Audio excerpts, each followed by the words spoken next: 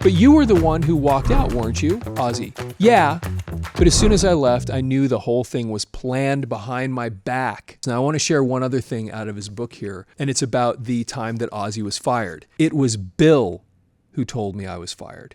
The date was April 27th of 1979. And so when you put that in context, that was less than a year after this album had come out. We were doing some rehearsals in LA, and I was loaded, but then I was loaded all the time. It was obvious that Bill had been sent by the others because he wasn't exactly the firing type. I can't remember exactly what he said to me.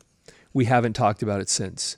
But the gist was that Tony thought I was a pissed, coked up loser and a waste of time for everyone concerned. To be honest with you, it felt like he was finally getting his revenge from me walking out, and it didn't come as a complete surprise. Now listen to this. I'd had the feeling in the studio for a while that Tony was trying to wind me up by getting me to sing takes over and over again, even though there was nothing wrong with the first one. And go back and listen to what he said in the Circus magazine, right at the beginning of that paragraph. Yeah, but as soon as I left, I knew the whole thing was planned behind my back.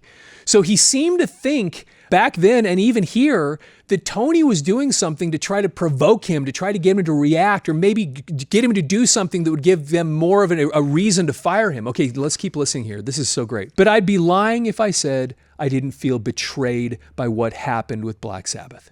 We weren't some manufactured boy bands whose members were expendable. We were four blokes from the same town who'd grown up together a few streets apart. We were like family, like brothers. And firing me for being effed up was hypocritical BS. We were all effed up.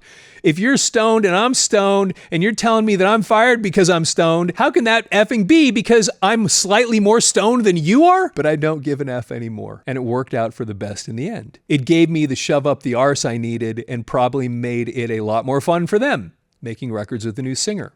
I don't have anything bad to say about the guy they hired to replace me, Ronnie James Dio, who'd previously been with Rainbow. He's a great singer. Then again, he ain't me and I ain't him. So I just wish they'd called the band Black Sabbath 2. That's all. Anyway, just fascinating looking at this in context, decades later, what he had to say about this in his book. Circus, but you left once and then came back to the band. What happened? Ozzy. It was like I was thrown out into the world and I didn't know where to go. It was like getting a divorce after you've been married. Even though you know it's not right, you're set in your ways and know your world. Finally, I had to give it up for good.